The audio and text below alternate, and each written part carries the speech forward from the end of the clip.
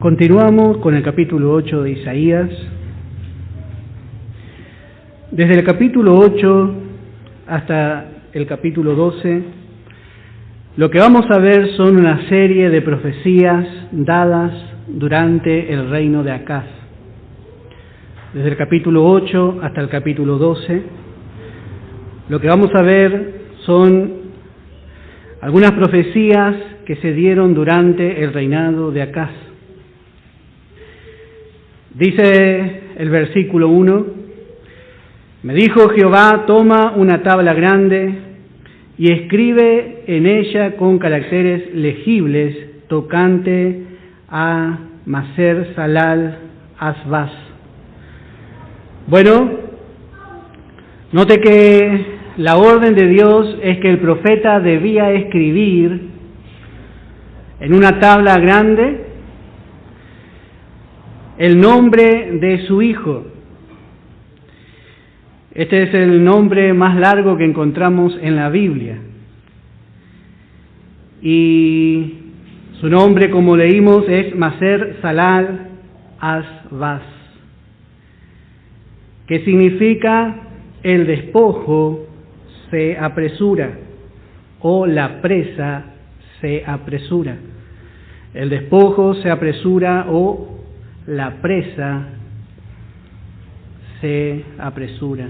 Y vamos a ver que esto tiene que ver con la liberación que Dios iba a traer sobre la nación, porque habíamos visto en el capítulo 7 cómo estas dos naciones, la nación de Siria y la nación del reino del norte, se habían unido contra el sur, contra Judá.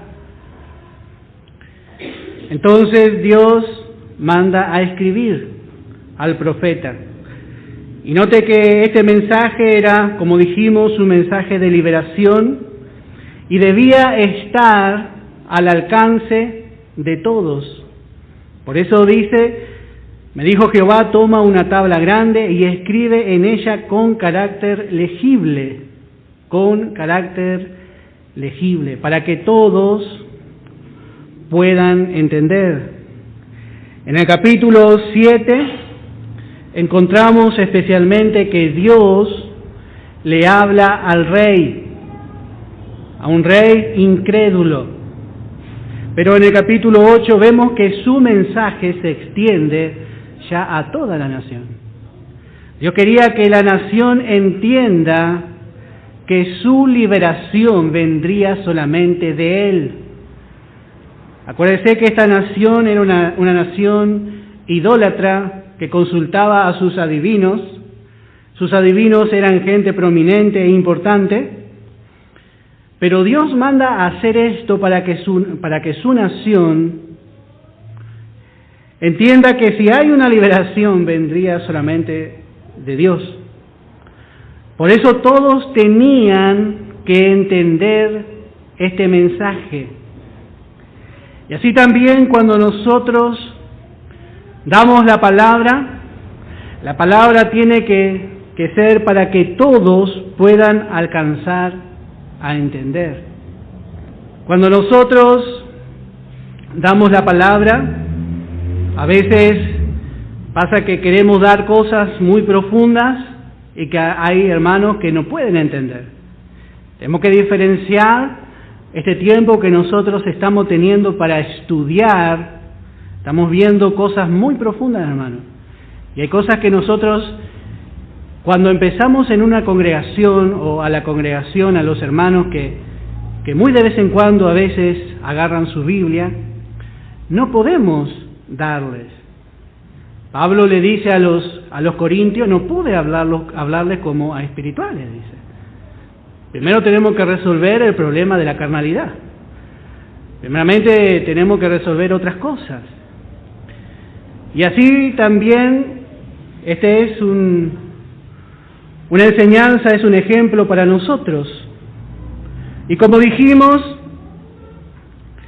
este fue el nombre del hijo de Isaías que debía realmente escribirse. Como dijimos, nos habla de la liberación. Dios ya había destinado el saqueo de Siria y del reino del norte, y ya se apresuraba a cumplirse la palabra contra estas dos naciones. Por eso este nombre tiene que ver con el cumplimiento de la liberación de esta nación. Por eso también encontramos en el verso 18 de este capítulo, dice: He aquí yo y los hijos que me dio Jehová somos por señales y presagios en Israel, de parte de Jehová de los ejércitos, que mora en el monte de Sión.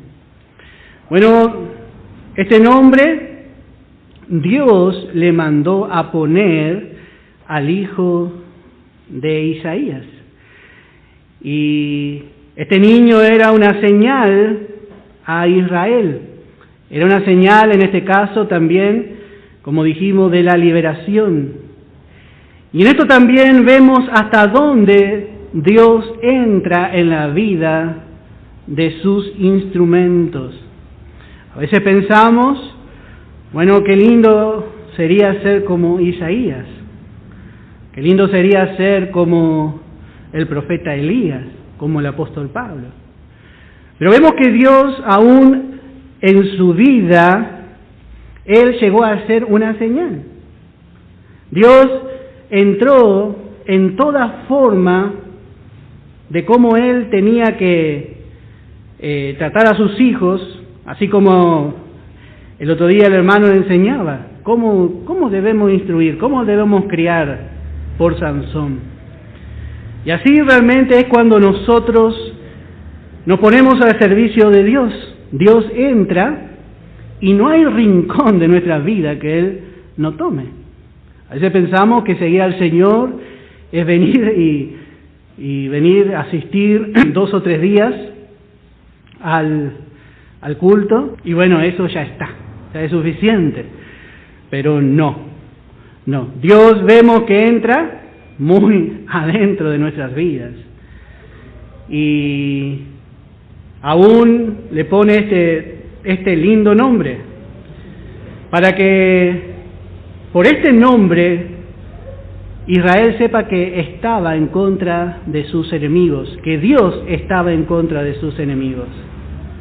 Dios está en contra de todos aquellos que se levantan contra sus hijos. Asiria, el imperio asirio, vendría a saquear estas dos naciones. Este imperio vendría con gran poder y despojaría de todo el orgullo que estas dos naciones se pavoneaban delante del pueblo de Dios. Y así Dios pondría fin al asedio de estas dos naciones sobre el reino del sur. Por eso la razón del nombre del hijo de Isaías. Y como vemos, este mensaje tenía que llegar a todos. Como Dios iba a ser fiel con un pueblo infiel. Dios no solamente quería llegar a que ellos entiendan el mensaje, sino llegar al corazón de este pueblo, para ver el gran amor que Dios tenía sobre ellos. Y así también es hasta el día de hoy. El Evangelio también se predica y se pone en alto. Dios mandó a su Hijo a morir por los hombres que son sus enemigos, que son rebeldes y que son necesitados de su gracia. En Proverbios capítulo 1, en el verso 20, encontramos: Dice, la sabiduría clama en las calles, alza su voz en las plazas, clama en los principales lugares de reunión. En las entradas de las puertas de la ciudad dice sus razones.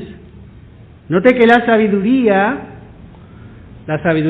aquí representa al Evangelio.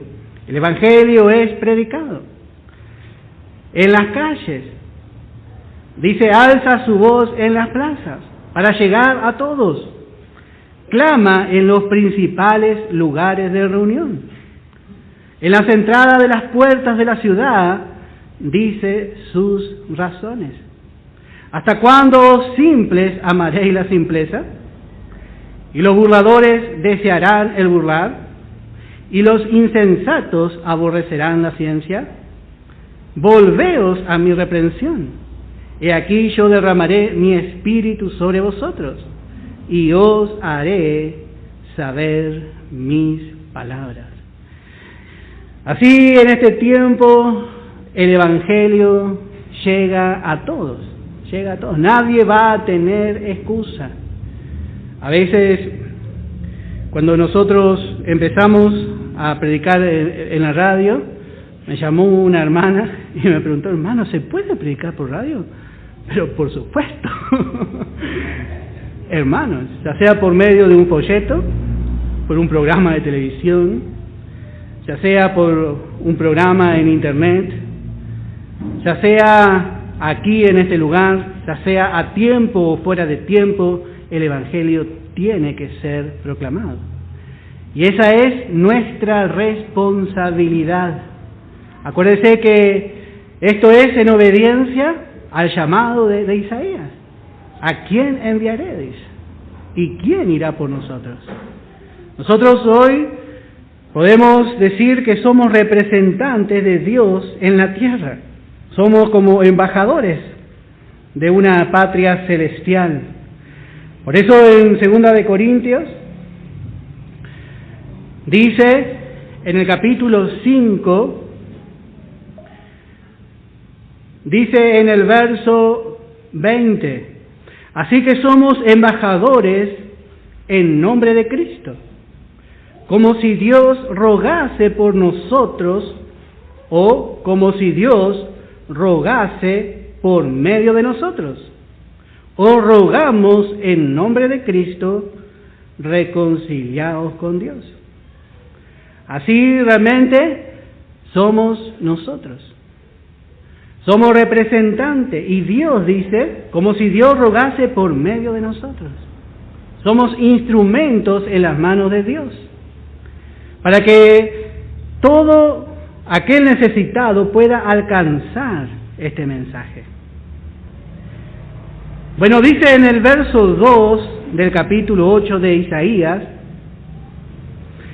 y junté conmigo por testigos fieles al sacerdote Urías y a Zacarías, hijo de Jeberequías. Y me llegué a la profetisa, la cual concibió y dio a luz un hijo. Y me dijo Jehová, ponle por nombre Maser Salal Asbaz. Bueno, así que vemos primeramente que él se asocia y dice, y junté conmigo por testigos fieles. Así él se asoció delante del pueblo con otros fieles, aunque si usted ve luego, Urías no fue tan fiel. Si usted después quizás veamos, pero bueno, en ese tiempo él quiso mostrar que su mensaje realmente era un mensaje de Dios. En la antigüedad, para que un mensaje sea tomado como legítimo, tenía que ser respaldado al menos por 2 testigos. Por 2 testigos.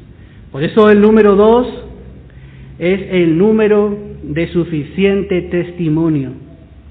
Y así era suficiente testimonio de lo que Dios quería hacer. Urías significa el Señor es mi luz. Urías significa el Señor es mi luz. Zacarías significa el Señor recuerda. Zacarías significa el Señor recuerda. Y Jeberequías significa el Señor bendecirá. Y así vemos que aunque el enemigo quería destruir, Dios pone a estos hombres como testigos. Y no es casualidad, como hemos visto, aún el significado del nombre del hijo de Isaías nos daba a entender de la liberación de Dios. Y cuánto más el significado de los nombres de estos hombres. Dios iba a traer luz a la nación, porque el Señor recordaba que esta era su nación. Esta es la nación de Dios. Por eso también encontramos que el Señor bendecirá a Israel. El Señor va a bendecir a Israel porque así Él lo dijo, así Él lo estipuló desde antes de la fundación del mundo. Y aunque ahora Israel esté en rechazamiento, bueno, va a haber luz sobre su pueblo. Así que vemos que el enemigo tenía en sus planes tratar de destruir o maldecir al pueblo de Dios. Pero en el plan de Dios había bendición. Había bendición. Y Dios pone por testigos los nombres de estos hombres. Y así también es nuestra seguridad, hermanos. Cuando nosotros muchas veces estamos pasando por pruebas, por luchas, nosotros tenemos que saber que el Señor es por nosotros. A veces nos olvidamos, a veces estamos débiles, estamos descuidados, y el enemigo viene a hacernos creer que Dios es contra nosotros. Todo me sale mal, porque Dios ya está en contra mío. Bueno, eso es imposible, hermano. Dios nunca va a estar en contra suya, porque Él está a favor siempre de esa vida que usted tiene dentro. Él no puede negarse a sí mismo. Dice la palabra en Romanos capítulo 8, verso 31. ¿Qué pues diremos a esto? Hace una pregunta Pablo. ¿Qué pues diremos a esto? Si Dios es por nosotros, ¿quién contra nosotros? Esto es algo que a veces nosotros no resolvimos bien. Tenemos que resolver esta pregunta. ¿Qué pues diremos? ¿Usted sabe, hermano, que Dios es por usted? Dios es por usted. No se olvide, hermano. No importa, hermano, si usted realmente ha caído o se descuidó, busque del Señor. Hay oportunidad porque Dios es por nosotros. Si nosotros entendemos bien las dos naturalezas, vamos a poder decir en el peor momento, hermano, cuando el enemigo más le acusa, cuando el enemigo más quiere mostrarle que usted es indigno de la liberación o de recibir la salida, usted ahí se acuerda, Dios es por nosotros. Dios es por mí porque Dios puso una vida nueva dentro de mí. Y esa vida es respaldada por Dios. Entonces con seguridad usted se levanta. Y bueno, si usted se tiene que arrepentir, si usted tiene que realmente levantarse, es más fácil reconociendo esta verdad. Pero siempre veo la vida de Saúl. Saúl no se podía levantar. Y como golpe final fue a una bruja que le hizo salir un demonio viejo. Y el demonio, disfrazado de Samuel, le dice: Dios es tu enemigo. Note qué mentiroso. Ahí usted se da cuenta. La palabra dice: si Dios es por nosotros. Si Dios es por nosotros, ¿quién contra nosotros? Y eso tenemos que saber bien. El Señor es mi luz. El Señor recuerda, el Señor bendecirá. Esto no tenemos que olvidarnos, porque nos acordamos de lo que no tenemos que acordarnos y nos olvidamos de lo que no nos tenemos que olvidar en el momento de la lucha. Por eso el Señor puso como testigos a estos hombres. El propósito de Dios sobre su pueblo desobediente, sobre Israel, era bendecirle. Y aun cuando el creyente esté en disciplina, porque Dios también disciplina como un padre, esa bendición de la disciplina, hermano, es sin igual. Gloria a Dios. A veces pasamos por la disciplina de Dios, pero no vaya a pensar que luego cuando venga el horario de la comida, usted no va a poder sentarse a la mesa con su Padre Celestial. No, el Señor le va a llamar, pero le va a corregir. También hay corrección, pero eso no quiere decir que Dios no se preocupe por usted, que Dios no esté por usted. Así es, aún en la disciplina, Dios estaba permitiendo que estas dos naciones vengan sobre Israel, pero aún la disciplina es una bendición. Bueno, verso 3 y verso 4. Y dice, y me llegué a la profetisa, la cual concibió y dio a luz un hijo, y me dijo Jehová, ponle por nombre Maser Salal Afaz, porque antes que el niño sepa decir, Padre mío y Madre mía, será quitada la riqueza de Damasco, que era la capital de Siria, y los despojos de Samaria, que era la capital del reino del norte, delante del rey de Asiria. Bueno, note que el nombre se le dio antes de nacer. Otra vez vemos la soberanía de Dios. Y Dios también dice, antes que el niño sepa hablar. Y esto es más o menos entre 2 o 3 años. Esto es lo que Dios iba a tardar en cumplir esta profecía. Los asirios vendrían e invadirían a Siria y a Samaria. Con esto, otra vez Dios quería que ellos se apoyen en Él. Acaz, el rey de Judá, del reino del sur, no necesitaba una estrategia, porque siempre que Israel estuvo en problemas, ellos buscaban a otras naciones para tratar de derrotar a sus enemigos. Dios le da muchas pruebas. La Virgen concebirá. Dios le manda al profeta a Isaías a hablarle al rey. Ahora le habla al pueblo. Le da un hijo de Isaías otra vez. Le da un cartel grande y legible para que el pueblo se apoye en su Dios. Pero a veces todo esto no es suficiente. A veces Dios nos habla antes de la lucha. Hay algo muy interesante.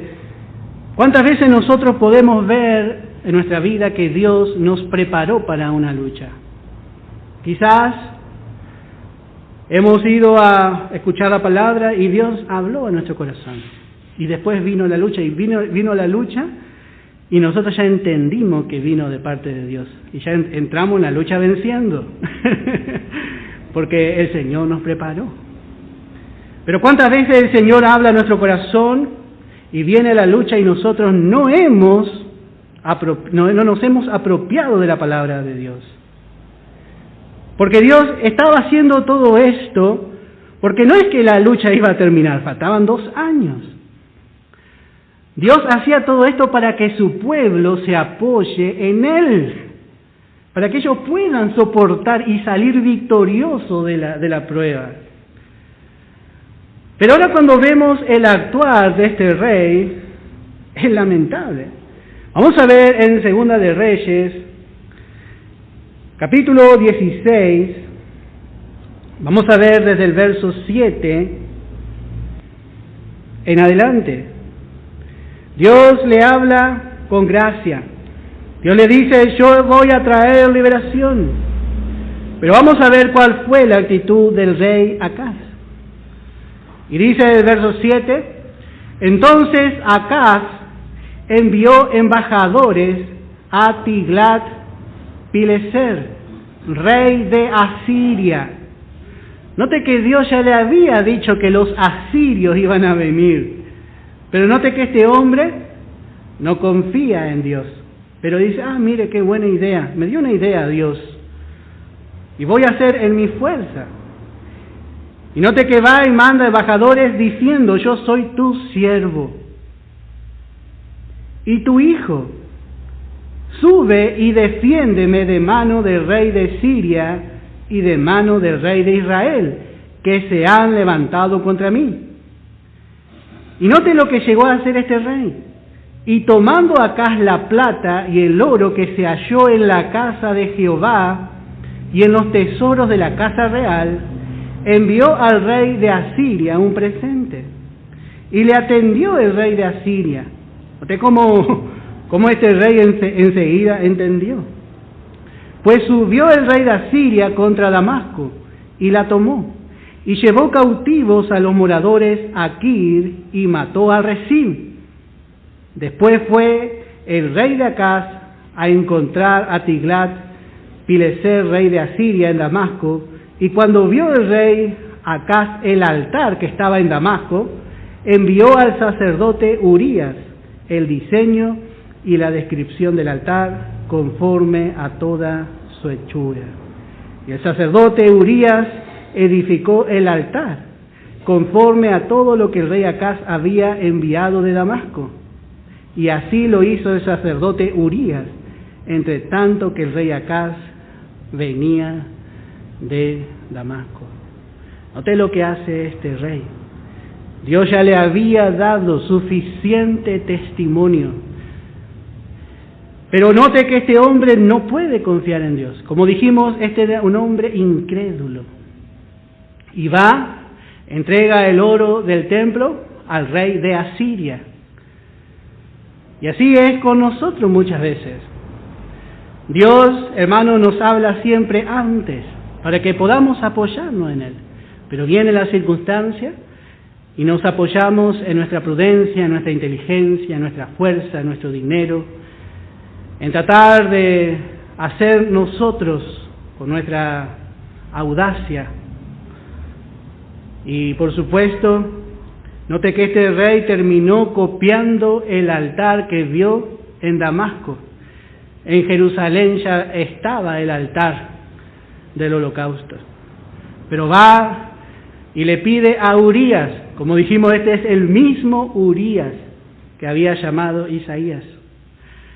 Y vemos que en vez de dar gloria a Dios y de quizás ir y ofrecer un sacrificio de alabanza, este hombre crea y copia el altar de una nación extranjera y lo manda a hacer en Israel.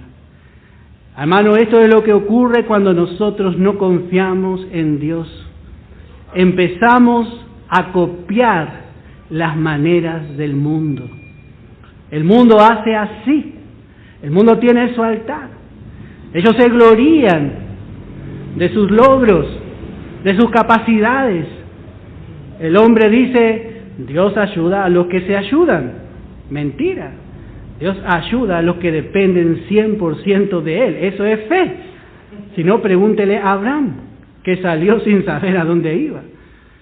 Por eso, hermano, este hombre lo único que consiguió fue hacerse más incrédulo.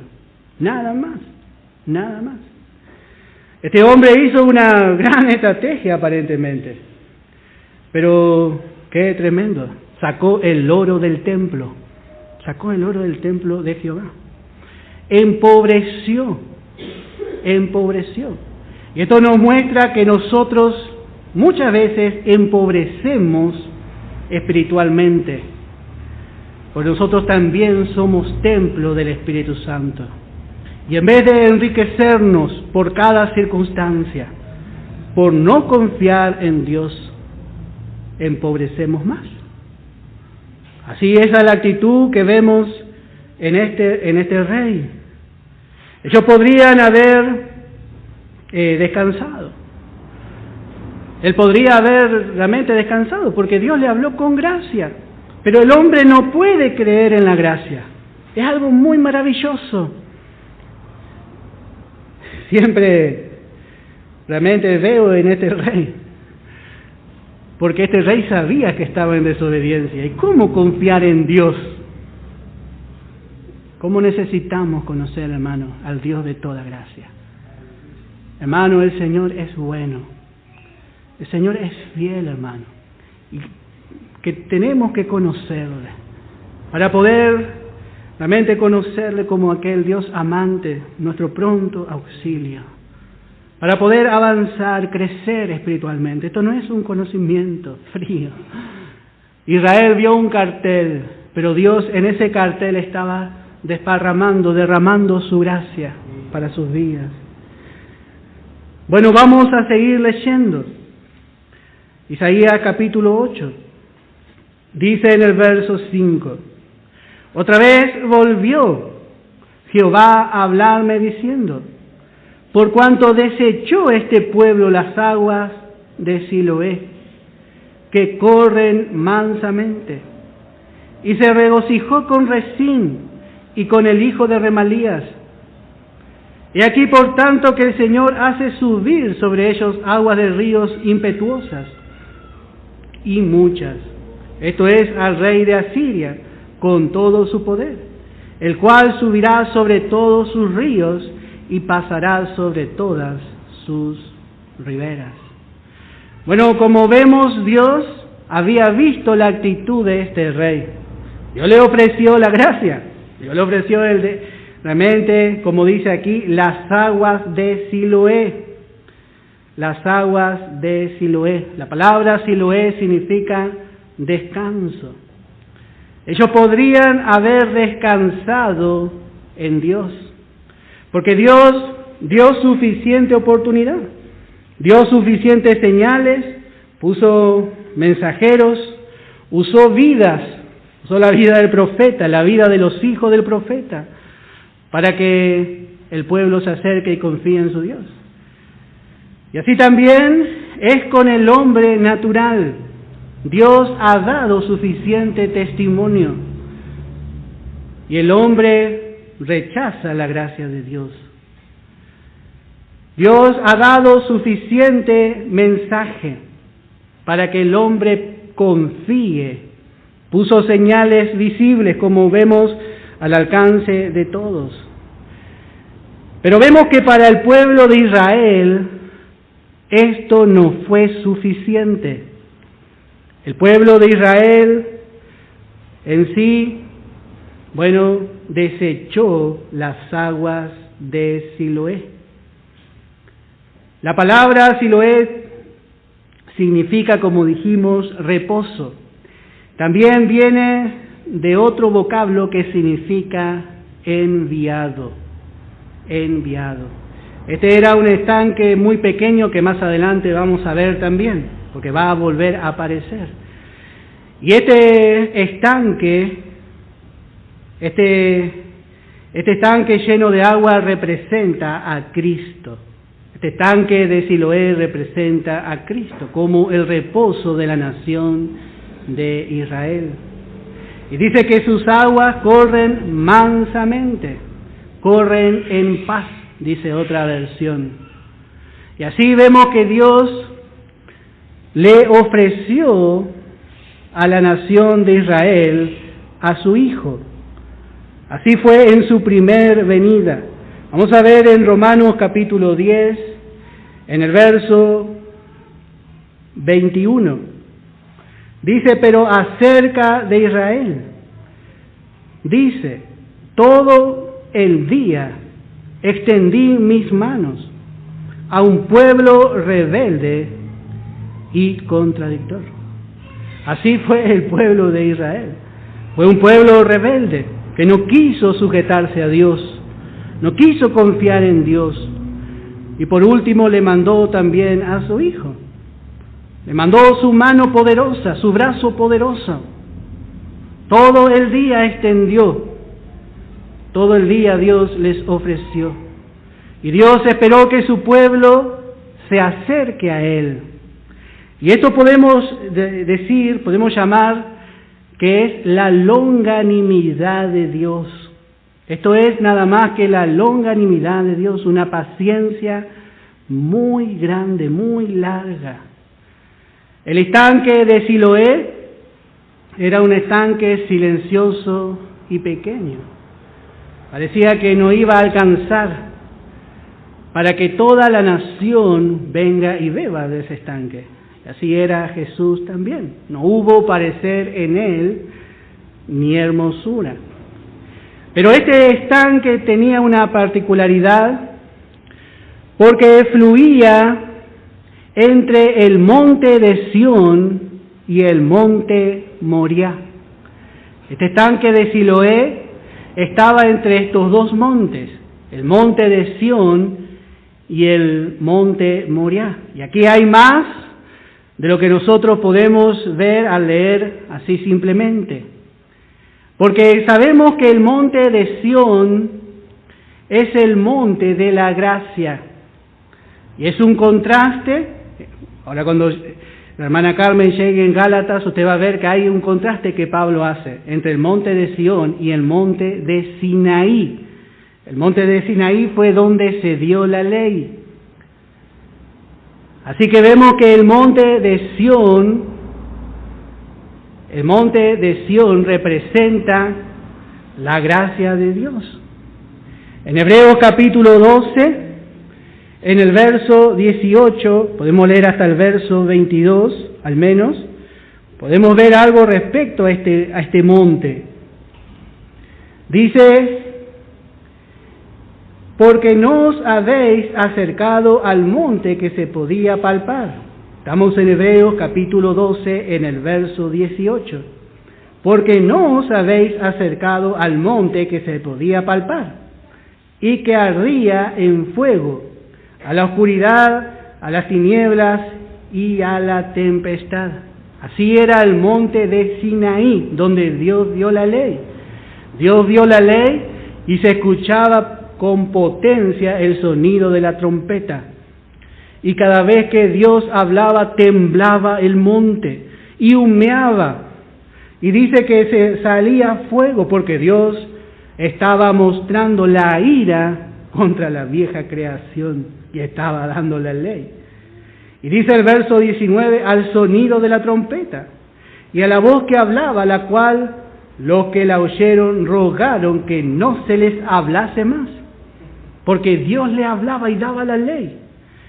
Y Dios en su misericordia puso a un mediador que fue Moisés. Este mediador fue fiel sobre toda la casa de Dios, pero como siervo.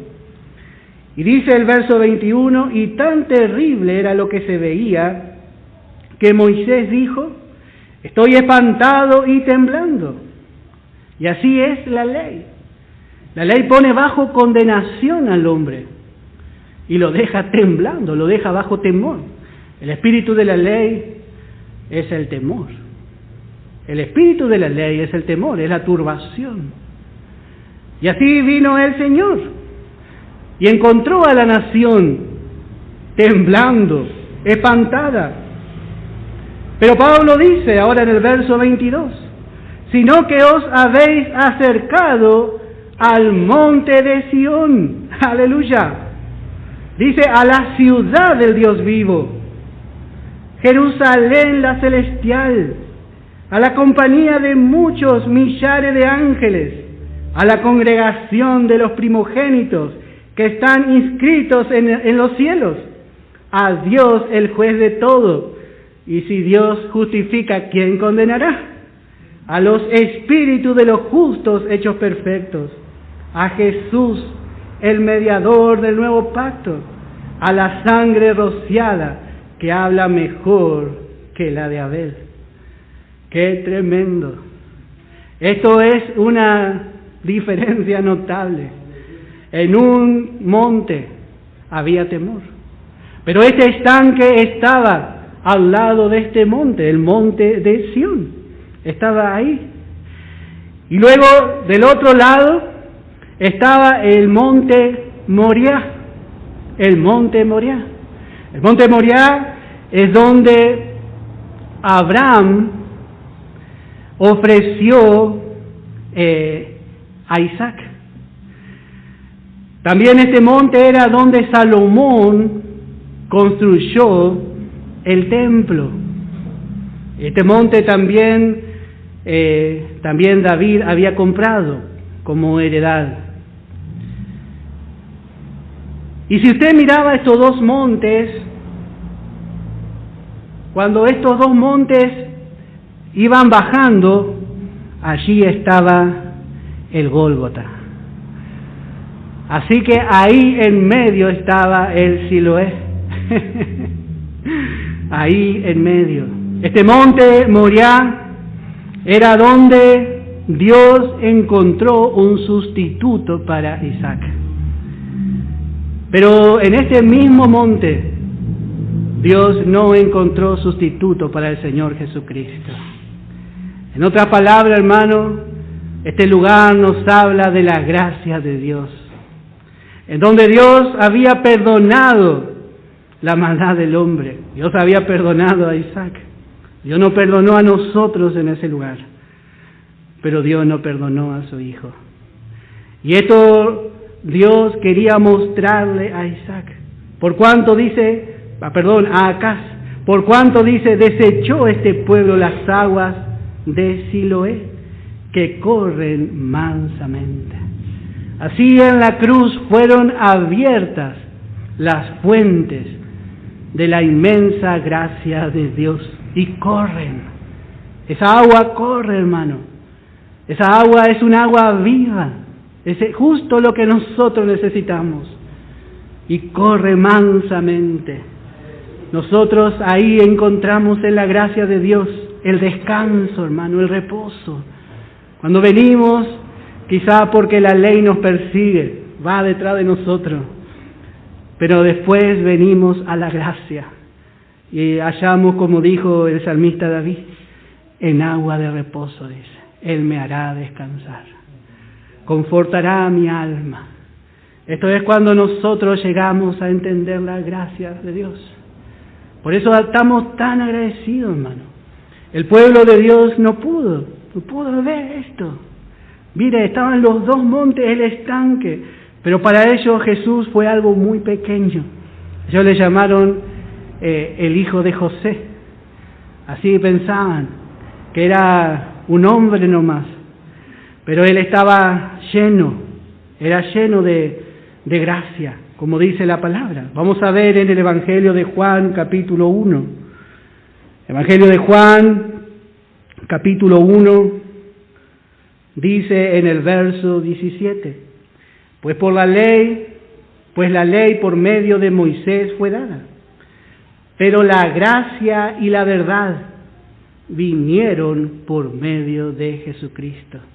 Él fue el enviado, Él trajo la gracia. Él es la gracia personificada.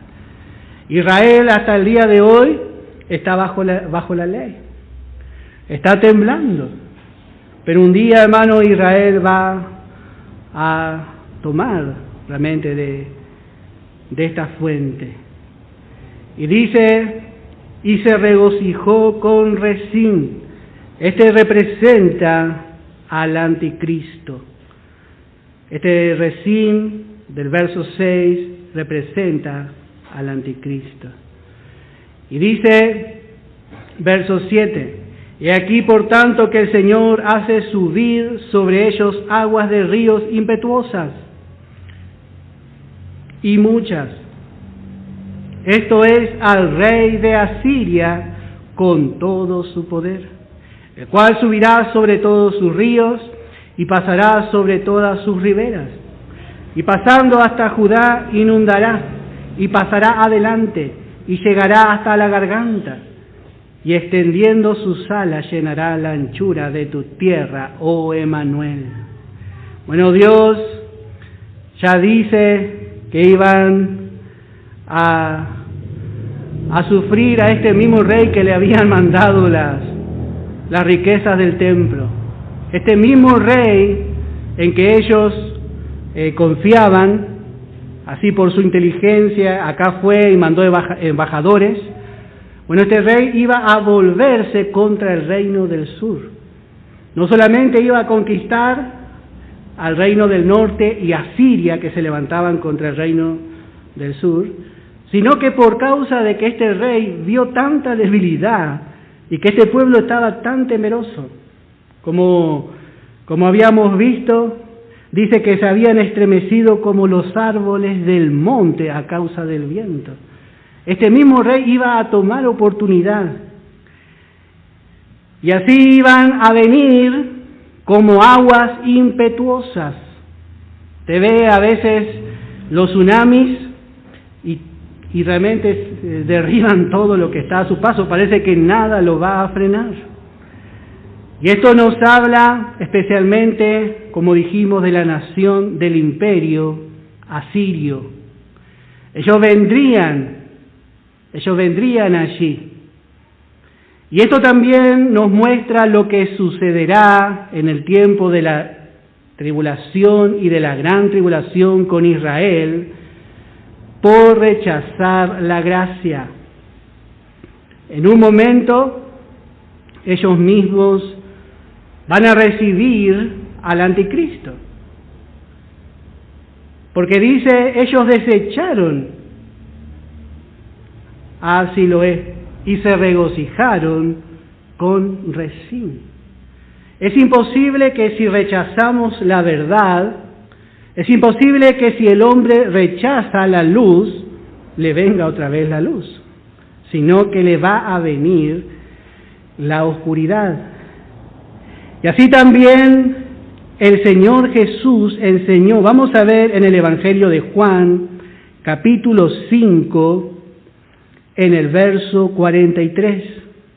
Evangelio de Juan, capítulo 5, en el verso 43. El Señor estaba hablando y ellos no le recibían. Entonces el Señor hace una declaración.